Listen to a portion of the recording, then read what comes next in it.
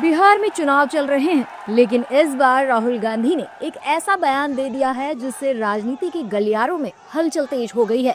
दरअसल बिहार में एक जनसभा को संबोधित करते हुए राहुल गांधी ने कहा कि देश की सेना और बड़े संस्थान सिर्फ 10% आबादी के कंट्रोल में है, जबकि 90% दलित, पिछड़े, अत्यंत पिछड़े और अल्पसंख्यक समुदाय कहीं भी प्रतिनिधित्व नहीं पाते। राहुल गांधी के इस बयान पर अब राजनीतिक प्रतिक्रिया भी सामने आ रही है। दुखद, शर्मनाक तो ये है ही, साथ में ये दुखद बयान भी है।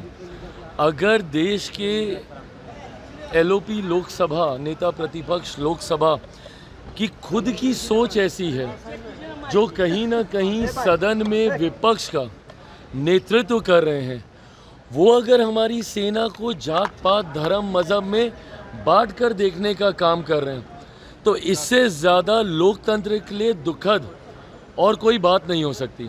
जैसा मैंने कहा कि ये बयान तो शर्मनाक है ही, मैं उसमें मैं जा ही नहीं रहा, पर सोचिए कितनी भावनाओं को आपने ठेस पहुंचाई होगी। राहुल जी, जब जब आपने सेना के काम पर या उनके शौर्य पर प्रश्न चिन्ह उठाया है, देश की जनता ने आपको मुंह तोड़ जवाब दिया। आप तो भारत की संस्कृति पर भी सवाल खड़ा करते हैं। आप छठ पर्व की या छठी मैया की आप आशीर्वाद तो लिया नहीं, लेकिन प्रधानमंत्री जी छठ पर्व में क्यों जुड़े, इसकी पीड़ा राहुल गांधी जी को होती है। मेरा सवाल ये है कि आखिरकार भारतीय संस्कृति का अपमान, भारतीय सेनाओं का अपमान, भारत की जो संवैधानिक संस्थाएं हैं, इनका अपमान करने की सौगंध राहुल गांधी ने क्यों खाई है? विपक्ष ऐसा काम क्यों करता है?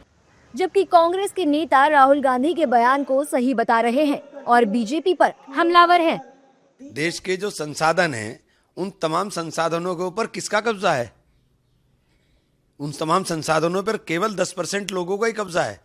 10% लोग, चाहे वो कोई भी हो, 10% लोग राज करें, 90% गुलामी करें। इस दिशा की तरफ पूरी तरह से तेजी के साथ कदम बढ़ाती हुई ये भाजपा सरकार है।